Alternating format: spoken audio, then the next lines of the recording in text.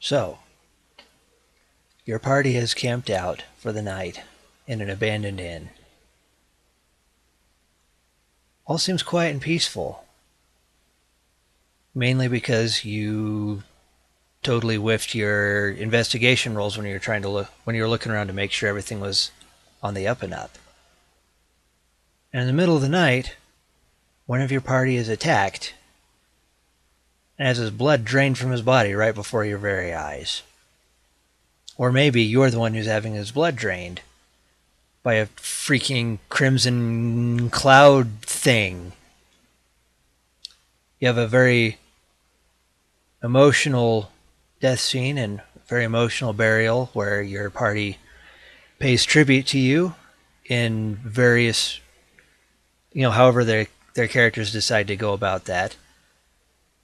And then the DM tells you, you wake up and you're buried under a bunch of dirt. What do you do?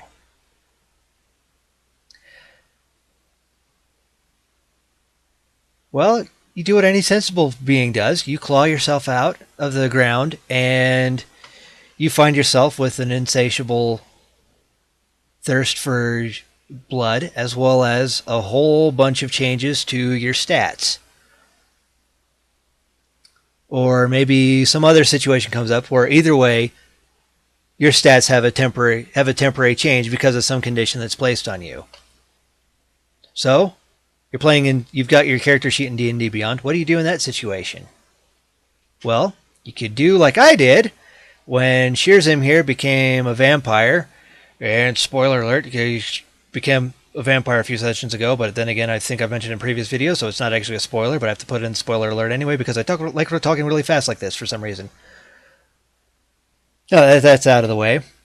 I went in to this abilities screen that we saw in the last video when you're actually creating your character and just went in and changed those scores to what the DM said they were. So you see, they're all 18s. Well, there's a problem with that. I didn't write down what those scores were originally. At least I don't think I did.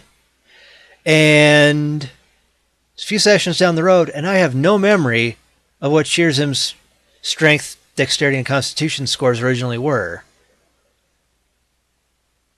So it's going to be a lot of fun when I de-vampire and almost have to like redo those stats all over again. I just remember they were kind of middle of the ground because he never really focused on that. He's a wizard. He focuses on his brains and whatnot.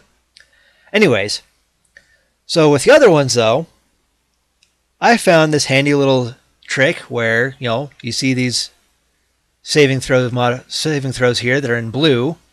Those are the values you get when you become a vampire. So spoiler alert, if you do become a vampire, you have these numbers to look forward to.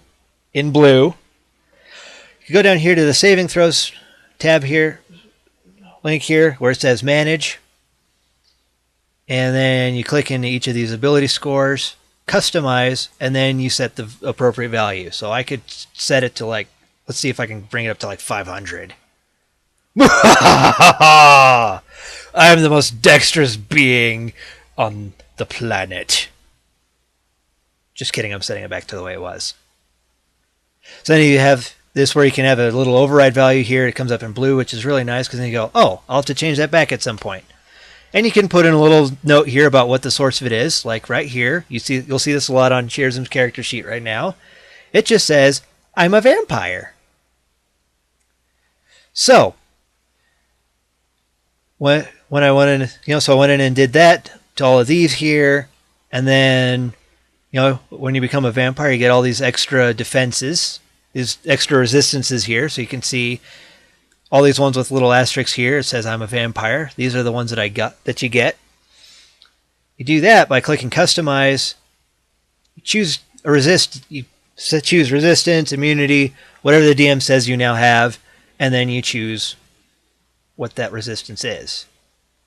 And then the nice thing is when you go back to being your normal, non-modified, non-vampire self, in Shearzim's case, you just click remove and away it goes. So, while we're right here, I'm just going to bring that resistance right back, slashing, note, I'm a vampire. Blah, blah, blah. For the last time, I don't go blah, blah, blah. So anyway, so you have that, and then when you're all done and you're ready to, when you go back to your original self, you can go back over here to each of these ability scores and customize. Don't set it to 0, because you'll see here it actually overrides your score to 0. And definitely don't go to -1 either.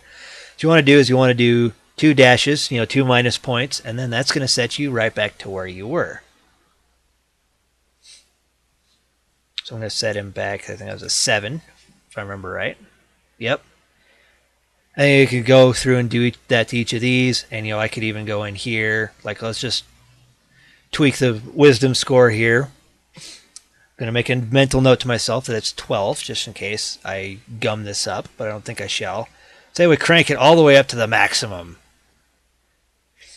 Shearsum is now the wisest tiefling necromancer vampire in existence.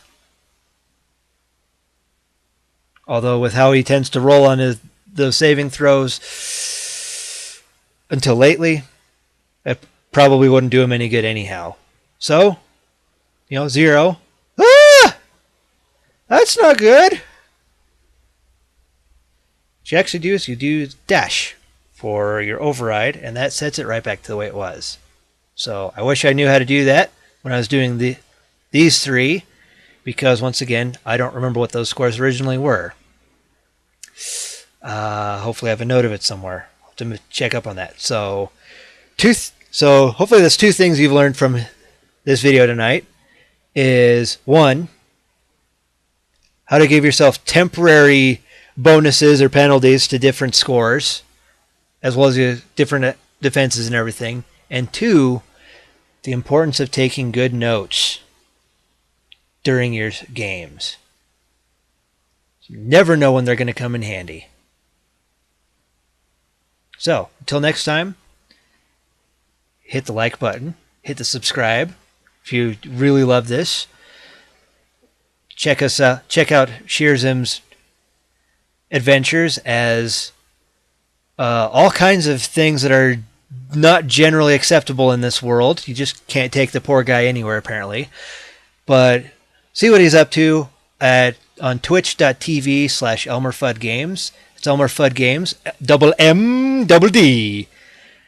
Every Sunday night at 5 p.m. Mountain, 7 p.m. Eastern. And also join us on twitch.tv/JustSomeGuardians. Wednesday nights at 8:30 p.m. Mountain Time for the recap, where we all get to talk about what our thoughts were from the previous session. So again, like and subscribe and all that. You know how YouTube works, and happy gaming.